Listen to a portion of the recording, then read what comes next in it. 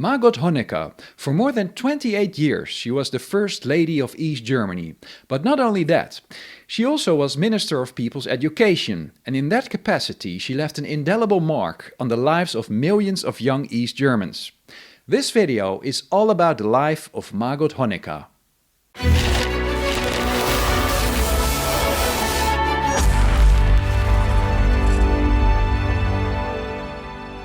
Hi and welcome to another East Germany Investigated video. Having covered the lives of some important East German men already, it's now time to investigate the life of a woman. A woman who was the most hated woman in the German Democratic Republic, the GDR, and because of her dyed hair was nicknamed the Purple Witch. Sounds like that's really worth a video. But before we start, again a big thank you to all of you who have liked, shared and subscribed, and a special thanks to all of you who have donated a super thanks. Now let's get started. On the 17th of April 1927, in the city of Halle, Margot Feist was born into a family with deep communist roots. Her father was a shoemaker and her mother was a factory worker, and both of them were members of the Communist Party of Germany, the KPD. Margot's childhood was marked by the political struggles of her parents. Her father was incarcerated in the 1930s in a Lichtenburg concentration camp and later at Buchenwald. Her mother died in 1940 when Margot had just turned 13. She and her brother Manfred, who was 3 years younger and by the way also became a politician in the GDR, went through hard times. She knew what it meant to be hungry. Following elementary school in 1938, Margot joined the compulsory Nazi Party's girls' organization, the Bund Deutscher Mädel, and remained a member until 1945. But in the meanwhile, during the Second World War, she was assisting her father in his underground Communist Party activity. After the war in 1945, at age 18, she joined the KPD. A year later, she became a member of the Socialist Unity Party, the SED, formed by the merger of the KPD and the Socialist Democrats, the SPD, in the Soviet occupation zone of Germany. She began working as a typist for the FDGB, the Communist Trade Union organization. In 1946, she joined the leadership of the Free German Youth, the FDJ, in Halle, and became head of the press office there, followed by other leadership roles in the years that followed. The people around her describe her as a lively, comradely and friendly person. In 1949, at the age of 22, she was elected to the new East German Parliament, the People's Chamber, the Volkskammer. It is at the FDJ that she met Erich Honecker, who was the FDJ chairman and 15 years older than her. They formed a relationship, even though Erich had only just married Edith Baumann, who was also active in the FDJ.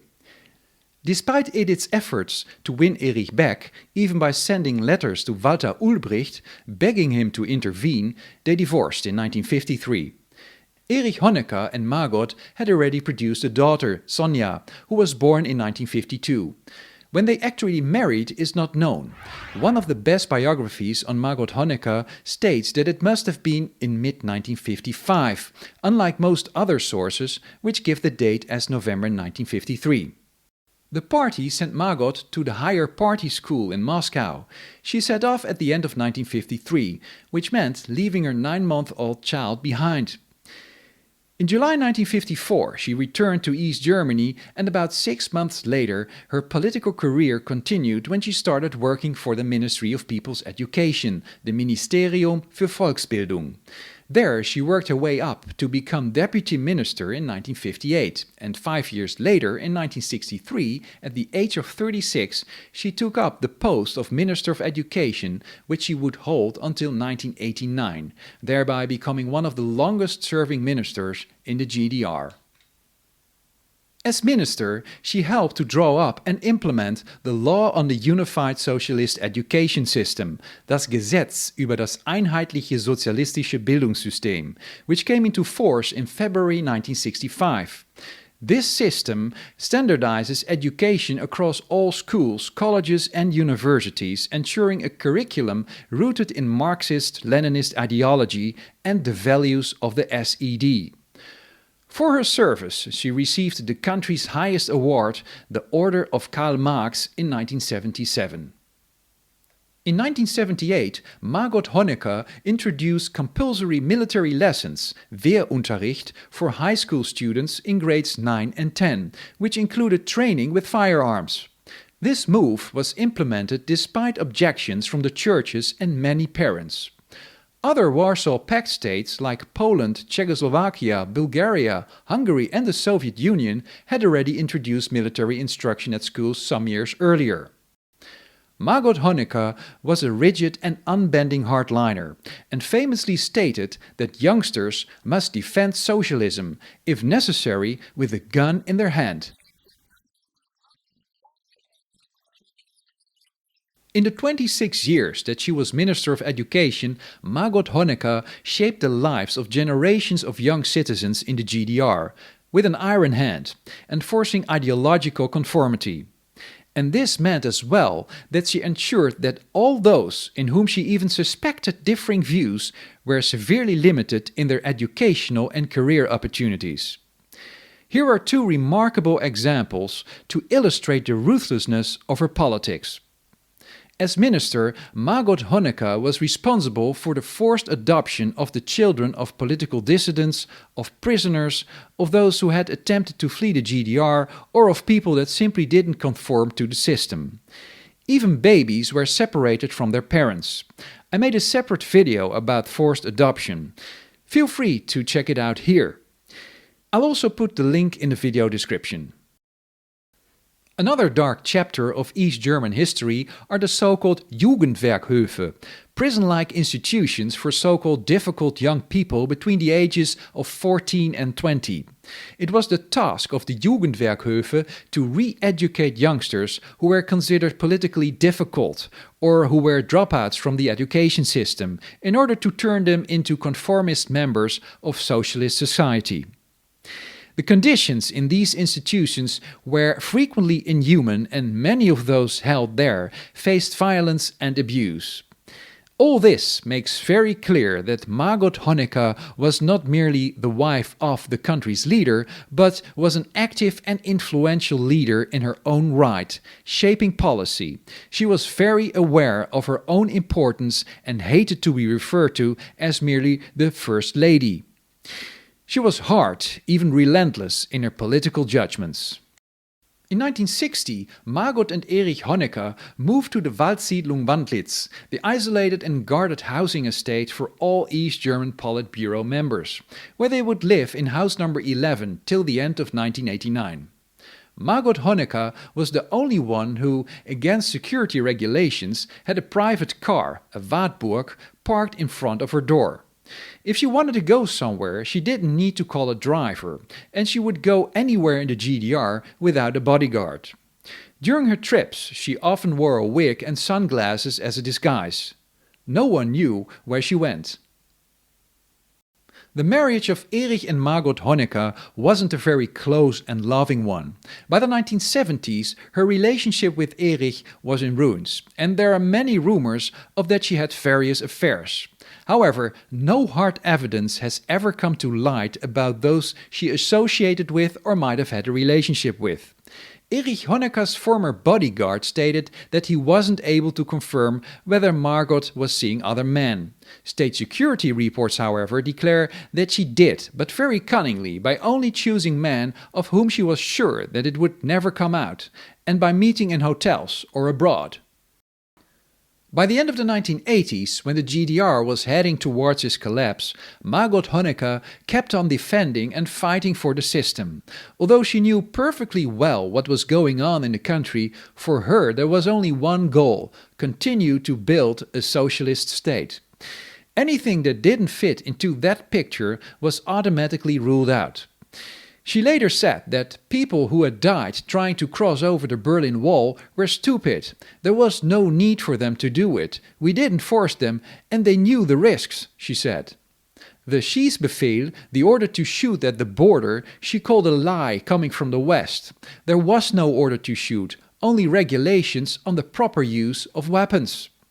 And teenagers locked up and abused in Jugendwerkhöfe were delinquents in her eyes. At the end of 1989, the SED regime collapsed. Margot Honecker filed her resignation at the end of October 1989, only days after Erich had been ousted as the country's leader. After German reunification, Margot and Erich Honecker faced potential criminal charges, she for her actions as education minister and he for the killings at the border. To escape justice, the couple sought refuge in the Chilean embassy in Moscow. In 1992, Erich Honecker was extradited to Germany to face trial. Margot Honecker, however, fled from Moscow to Santiago de Chile to join her daughter Sonia. Erich Honecker later joined her in Chile in 1993 after his trial was halted due to his terminal cancer, and he died there in 1994. Margot Honecker remained in Chile, living a quiet and secluded life, rarely seen in public.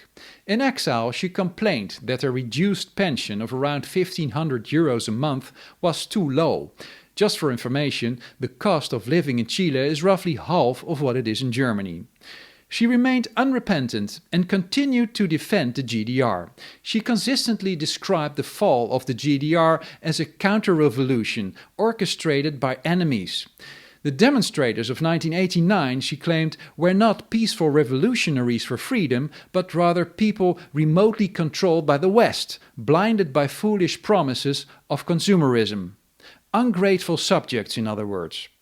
She despised Mikhail Gorbachev, who had let the GDR down after his last visit during its 40th anniversary in October 1989, and described him as a counter-revolutionary. Already from the beginning, she believed Gorbachev's reforms, glasnost and perestroika, were not genuine renovation, but would lead to the collapse of socialism. And she really hated Gorbachev's wife Raisa, saying that she had never been an active comrade. Raisa Gorbachev going shopping in West Berlin luxury shops whenever she had the opportunity was something that Margot Honecker was even more upset about. Maybe she forgot for a moment that the store in her own Waldsiedlung also sold plenty of Western products. Contrary to many of her male colleagues, maybe even including her husband, Margot Honecker perfectly knew what was going on in the GDR in the late 1980s when the demands for freedom and the pressure of the West reached an all-time high. To her, the end of the GDR wasn't because socialism wasn't working, it just needed a little more time. She spoke of counter-revolutionary betrayal by not only Gorbachev, but also members of her own party. She didn't have apologies or explanations for all that went wrong in the GDR, for all the people that had been restricted in their freedom, spied on, intimidated, or even killed. The failure never was on her side. No, for her it was all part of her truth, a sort of collateral damage that was bound to happen along the way when implementing socialism in a state. She still was convinced that Stalin had done a good job despite having killed millions. There was only one goal, building socialism. Extreme measures, such as in Stalin's time, were not necessary anymore in the GDR, thanks to Stalin, she said. Her grandson Roberto said that he was able to have discussions with his grandfather in his last years. He could have discussions about the wall and the repressions in the GDR. With his grandmother, that was impossible. She kept defending communism in a way Roberto didn't like. Margot Honecker believed in her own truth, and that's why, right up to her death, she was absolutely convinced that she did everything right, and she didn't show any regret. She died of cancer in Santiago de Chile on the 6th of May 2016 at the age of 89. Margot Honecker, her personal background as a child shaped her path into the communist youth and politics. Her uncompromising adherence to Stalinist ideology and her lasting influence over the lives and education of generations of East German citizens cemented her status as one of the most powerful and polarizing figures of the Cold War. Completely unfamiliar with self-criticism and only blaming others, she had her own picture of East Germany as a socialist state, which she kept defending till her death. Her story reminds us that education is never neutral, that power demands accountability, and that the past echoes into the present. That's it for today. Thanks for watching, and if you found this video interesting, please like and subscribe. Hope to see you in the next one.